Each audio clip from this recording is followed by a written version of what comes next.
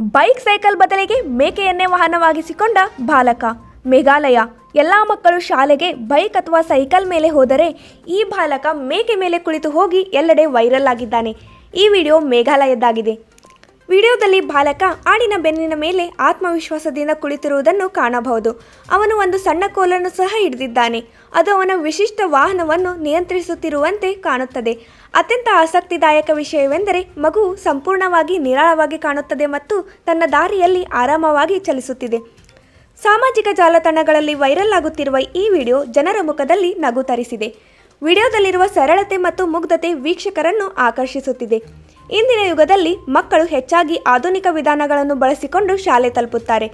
ಈ ಮಗುವಿನ ವಿಶಿಷ್ಟ ಸವಾರಿ ಜನರಿಗೆ ವಿಭಿನ್ನವಾದದ್ದನ್ನು ನೋಡುವ ಅವಕಾಶವನ್ನು ನೀಡುತ್ತಿದೆ. ಅಂತರ್ಜಾಲದಲ್ಲಿ ವೈರಲ್ ಆದ ನಂತರ ಈ ವಿಡಿಯೋ ವ್ಯಾಪಕ ಪ್ರತಿಕ್ರಿಯೆಗಳನ್ನು ಗಳಿಸುತ್ತಿದೆ. ಅನೇಕ ಬಳಕೆದಾರರು ಹಾಸ್ಯಮಯ ಕಮೆಂಟ್ಗಳನ್ನು ನೀಡುತ್ತಿದ್ದರೆ, ಇತರರು ಇದನ್ನು ನಿಜವಾಗಿಯೂ ಮುದ್ದಾದ ಮತ್ತು ಸ್ಮರಣೀಯ ದೃಶ್ಯ ಎಂದು ಕರೆಯುತ್ತಿದ್ದಾರೆ.